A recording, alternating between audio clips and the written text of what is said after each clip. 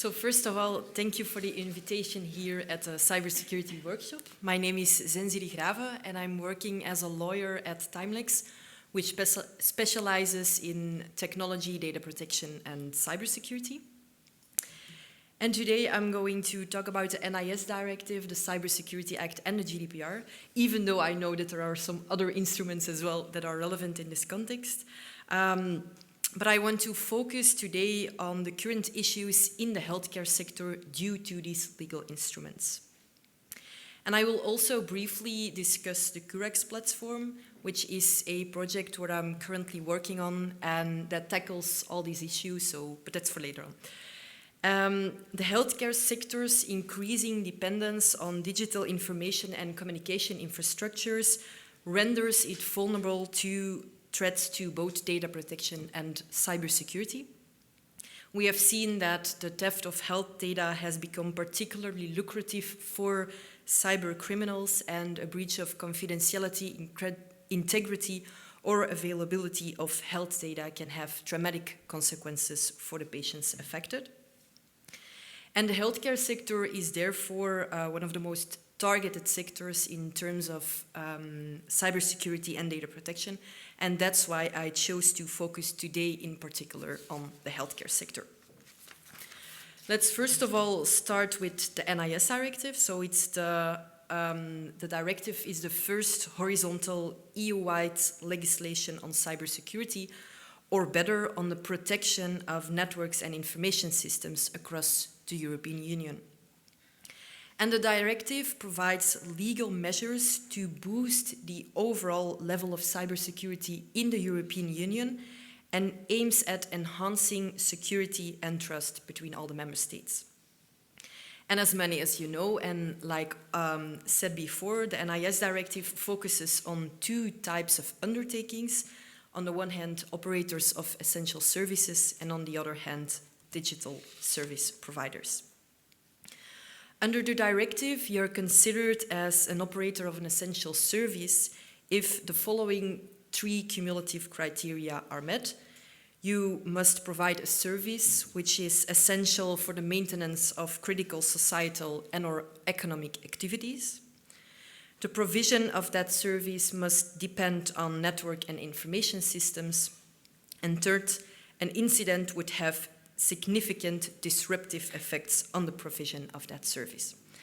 And Annex 2 of the NIS Directive clarifies that this concept, the concept of an operator of an essential service, applies to operators active in the field of energy, transport, banking, and so on, but also in health. And if you read these criteria that I've listed on the slide, you would immediately jump to the conclusion that the larger hospitals within a national territory would qualify as operators of essential services, right?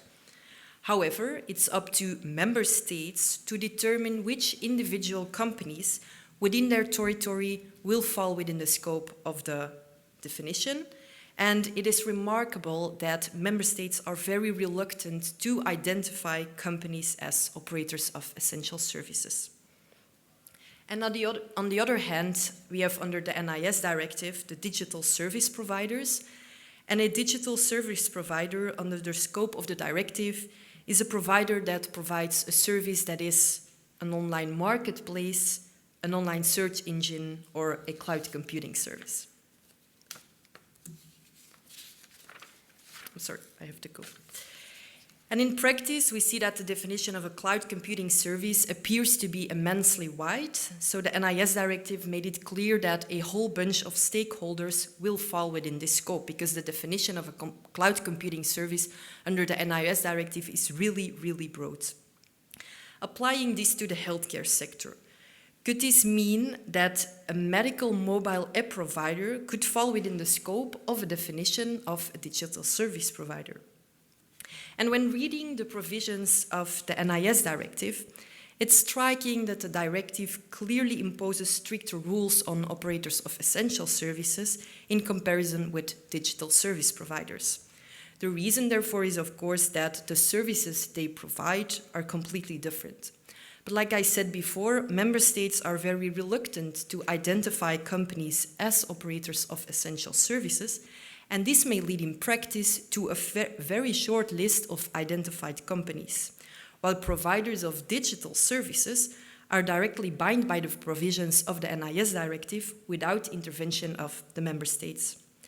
This means that a cloud computing service provider that provides a cloud service solution to a hospital, for instance, to store the electronic health records, is automatically subject to the NIS Directive and its provisions, whereas the hospital itself is not, because it's not identified as an operator of, is not necessarily identified as an operator of an essential service by the member state.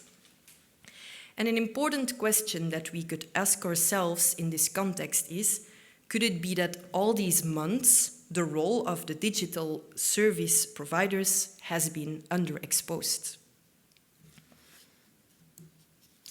And the second legislative instrument relevant in the context of cybersecurity and my presentation that I want to highlight today is the Cybersecurity Act.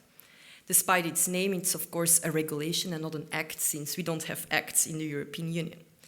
And the Cybersecurity Act encompasses two important things. Like said before by Michael, it's a reinforcement of the mandate of ENISA. ENISA now has a permanent mandate, so there is no more struggling for budgets anymore for ENISA. And second, the second achievement under the Cybersecurity Act is the creation of a cybersecurity certification framework. This framework will be established by different schemes for specific ICT products or services, which will be prepared by ENISA and accepted by the European Commission. And the need for a cybersecurity certification framework for healthcare products and services that is common to all the member states is very high. We saw that ENISA already issued a report on the possibilities for certification in the healthcare sector in December 2018. But this report focuses on ICT certification opportunities in the healthcare sector, semiconductors, medical devices, and electronic systems. But even though it's obviously a step forward, there is not an actual certification scheme, of course, so we still lack some effectiveness there. I also made a small overview of existing standards in the healthcare sector that could be relevant. And then the third legal instrument relevant in this context is, of course, the GDPR.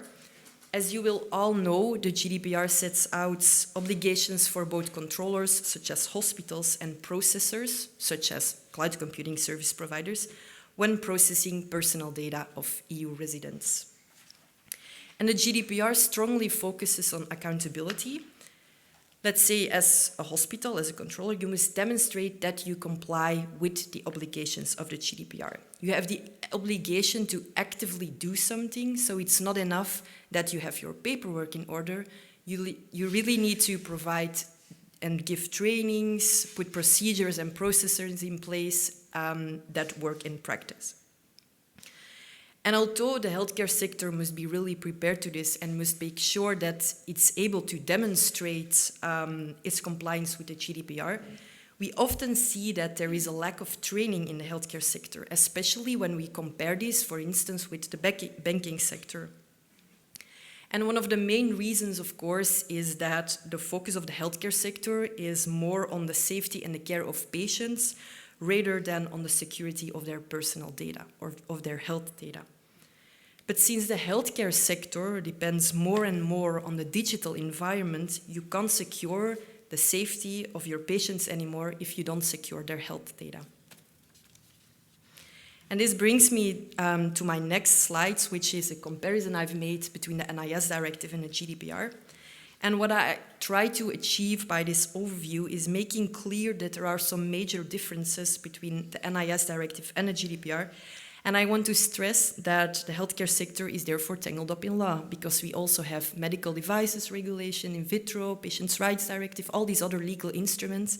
And now we have both the NIS Directive and the GDPR.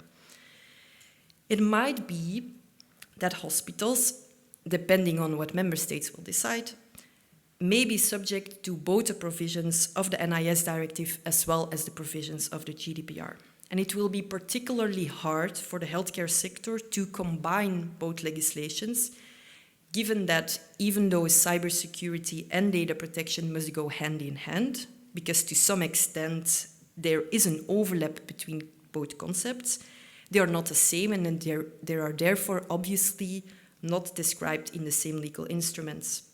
But we also see that these legal instruments are not in a way, are not drafted in a way to complement each other easily. For instance, we even don't have definitions about an incident. An incident under the NIS Directive is something completely different than a breach under the GDPR. So I've listed per topic what, for me, the major differences are between the NIS Directive and the GDPR. So first of all, of course, we have the scope. The NIS Directive focuses on cybersecurity and on the protection against cyber attacks. And basically, the NIS Directive is about ensuring the continuity of a service, of an essential service.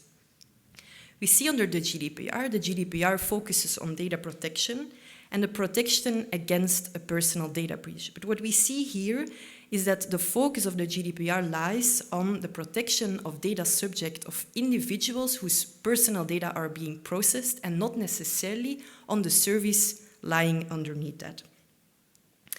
And then second, we have the undertakings. So the NIS Directive imposes rules on operators of essential services and digital service providers, whereas the GDPR imposes rules on controller and processors, which basically means that any party who processes personal data is automatically subject to the GDPR.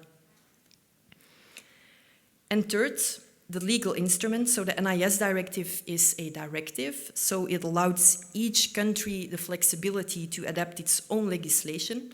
But to give you a bit of a funny example, in the Belgian NIS Act, the Belgian legislator decided there that both operators of essential services and digital service providers must appoint a DPO, which is odd because in general, under the GDPR, a digital service provider is not necessarily a company that must appoint a DPO.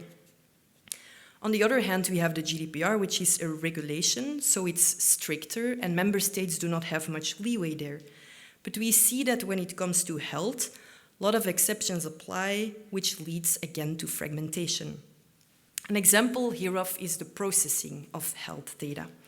In its Article 6, the GDPR says, if one of the legal bases provided in this article, so in Article 6 apply, you can process personal data. But now it becomes very interesting for the healthcare sector, because when it comes to data concerning health and also genetic data and biometric data, the GDPR says something different. In its Article 9.1, the GDPR says the processing of sensitive data, including data concerning health, genetic data, and biometric data, it is prohibited to process such data unless one of the exceptions of Article 9.2 apply. And the main issue in the healthcare sector is not necessarily the applicability of one of the exceptions, since a few of the exceptions apply to the healthcare sector anyway. No, the main issue lies within Article 9.4, which says, and I quote the GDPR, that member states may maintain or introduce further conditions, including limitations, with regard to the processing of genetic data, biometric data, and health data. And this is a major issue for the healthcare sector, since that means that each country has its own regime when it comes to the processing of health data. And it becomes very tricky for hospital A, located in country X, to send the electronic health record to hospital B, located in country Y, since it's not clear which legislation applies, which derogation will apply, or which legislation will take precedence in case of a conflict. And moreover, it becomes even harder if, let's say, country X identifies hospital A as an operator of an essential service, and country Y does not identify hospital B as an operator of essential service. It might be that the rules that apply to these both hospitals, which are both located in the European Union, is completely different. Will this have an impact in practice? We'll see. And I'm not even done yet, because when it comes to the implementation of security measures, the NIS Directive and the GDPR strike that it's important that you ensure that you comply and take appropriate, that you comply with security measures and that you implement appropriate technical and organizational security measures. We see that the NIS Directive obliges member states to ensure that operators of essential services and digital service providers take appropriate security measures. But the GDPR obliges the companies themselves, so the companies directly, so the controllers and the processors. And an interesting question that I have in this context is, when you fall within the scope of both legislations, are the security measures you have undertaken in the context of the GDPR considered sufficient in the context of the NIS Directive and vice versa? And moreover, in the Belgian NIS Directive, in the Belgian NIS Act, there is stated in Article 22 that an operator of an essential service shall be deemed to have taken appropriate measures until proven otherwise if the security measures it introduces in its information security policy meet the requirements of ISO 27001. And paragraph 2 of that article, so of Article 22, says that compliance with the requirements referred to in paragraph 1, so the paragraph that I just mentioned, shall be demonstrated if you are correctly certified under ISO 27001. In the GDPR, on the other hand, there is stated that it's up to the controller itself to demonstrate that he has taken appropriate security measures. But let's say that you're ISO 27001 certified. Could we argue that the burden of proof may be reversed in the GDPR as well? That it's up to the Data Protection Authority in that case to demonstrate that you did not take appropriate security measures under the GDPR? To me, it's still unclear whether that can apply or not. And then both the NIS Directive and the GDPR strongly focus on the obligation to report an incident or a breach, depending on which instrument you apply. And applying this in practice, could it mean that it may occur that you have to report one and the same incident to two different authorities, so the authority under the NIS Directive and the authority under the GDPR? And to me, it's still unclear, could you have an incident under the NIS Directive which involves personal data that is not a data breach under the GDPR? I think it's a gray zone. And my last point here are the fines. Like the GDPR, the NIS Directive imposes fines for non-compliance when one of the provisions of the instruments are infringed. But here again, it would mean that one situation could lead to an infringement of the rules of both legislations, which could result in a double fine. Will the authorities take that into account when fining you, that you can also be fined by the other authority? As you may notice, there are still some ambiguities which can lead to enormous consequences in practice. And then this brings me to my last topic, namely the Curex platform. I'm currently working on an Horizon 2020 project named Curex, which stands for the Secure and Private Health Data Exchange. And this project is relevant since it aims to tackle both cybersecurity and data protection. So Curex develops a platform to allow healthcare providers to assess the realistic cybersecurity and data protection risks they are exposed to by informing a privacy risk assessment and a cybersecurity risk assessment. And Curex will suggest mathematically optimal strategies for addressing these risks with safeguards tailored specifically for each business case and application. And the strategy will focus on both technical as well as improving both technical measures as well as improving cyber hygiene by providing trainings and awarenesses. It's one of the first initiatives to tackle both components, so both cybersecurity and data protection, so I'm a bit curious what the outcome will be. Okay, and that was it for me. I hope that we can have some interesting discussions. Thank you.